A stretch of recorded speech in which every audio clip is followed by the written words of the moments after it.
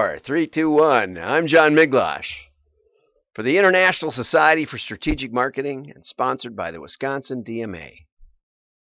I have a lot of stuff to cover, just a lot of stuff to cover. So let's get over to my little magic window here and see what we got. Okay, first I wanted to note that U.S. consumer confidence jumps as current views hit an 18-year high. Okay, 18-year high. Look, I got a new highlighter toy. It's not the greatest, but it sort of works. And the main thing is a solid job market, and the stocks keep going up no matter what anybody thought, right? Americans are more upbeat, and the labor differential, which measures the gap between respondents who say jobs are plentiful and those who say they're hard to get, climbed to an 18-year high. So, business is good. And here's a funny story. I told you this tip. If you want to read Ad Age, go to Ad Age India. they don't block you. I'm not sure. They have some good stuff. So, and nice thing about India, they're a day ahead, so it's all there. So I prefer Ad Age India. They have stories about the U.S. market, but also global stories. So it's a really good source. I really like it.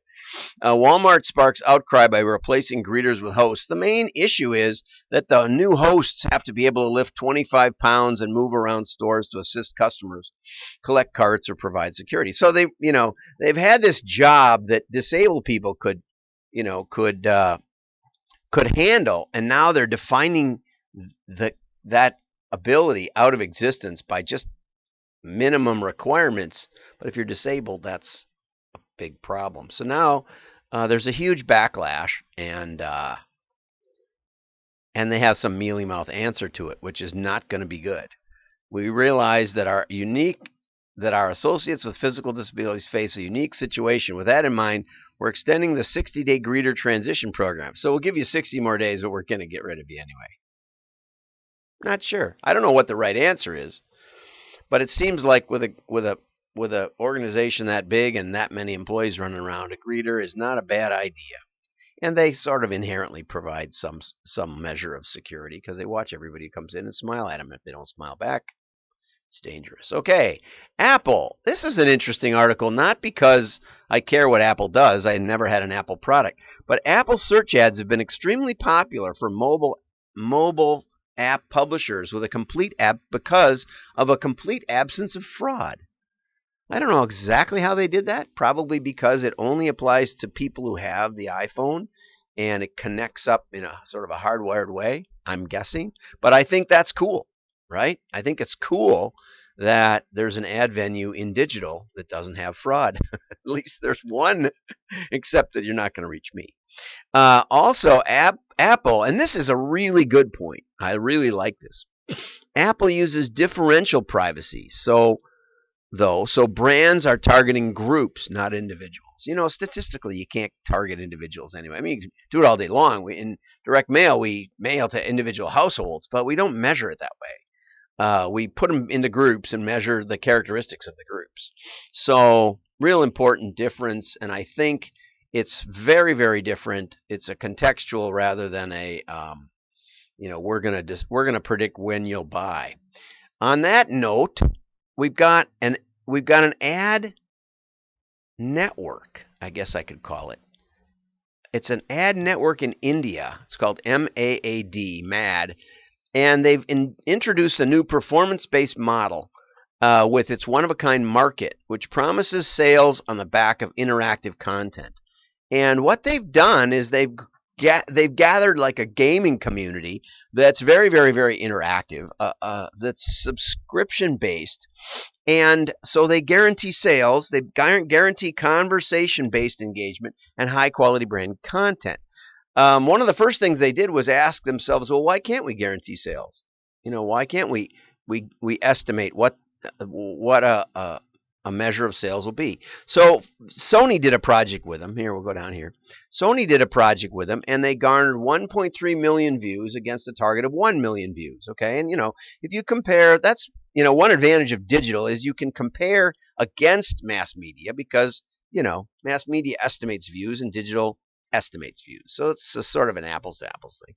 But unlike mass media, we can easily take the commercial or the game and go viral. And so what happened was they built a trivia-based quiz, and their subscriber base, 75,000 viewers, then invited their friends to play the trivia game and promote the Sony product. Unfortunately, it doesn't tell you how much Sony sold in that process. Okay, so now they're gamifying brand engagement. So I sent it to a friend who has a subscription-based user base of significantly larger than this number, and I think that could make this work in the U.S. or it's actually fairly global, but I think the majority is the U.S. based. So anyway, there you go. Why no platform or company is able to guarantee sales for clients? I'd do it. I guarantee we'll beat whatever you're doing. So if you didn't catch mine yesterday, it's full of outlandish claims that I said with a straight face. Okay, moving on. On the idea of guaranteed performance, let's go over here to this. We can't guarantee success, only increase its probability. I'm sorry, the context of that, I think JP might be on with us today. Wait, let me get over here to I see somebody on there, but anyway, so I don't know if he came in or not, but I invited him. He said he was in meetings, so we're gonna get an interview because this guy is really the real deal as far as I'm concerned. He gets the problems with the promises. Okay, and I'm not talking about the subscriber-based promo that we were talking about just a second ago. That's a little different kettle of fish.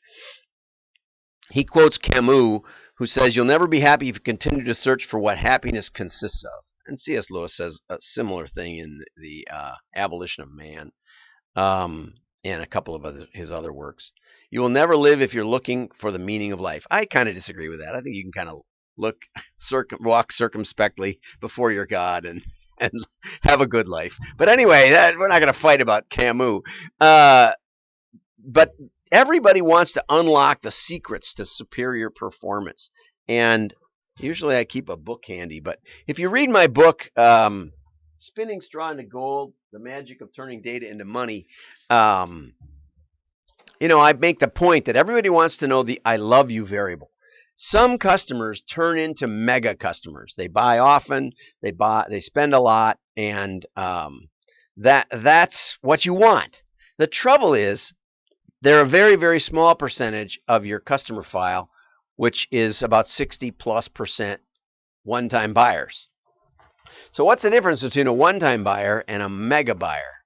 It could be something really crazy. It could be something like you botched up an order, shipped it to them, they opened the box, it was completely wrong or broken or something, and somebody made it right. And they said, this is a company I want to work with. That's the kind of thing that makes a mega customer, unfortunately. And you know what? They don't exactly tell you. You may have a way to incorporate that into the customer file, solve their problem, but you may not. Okay, so Hanson points out there's halo effects.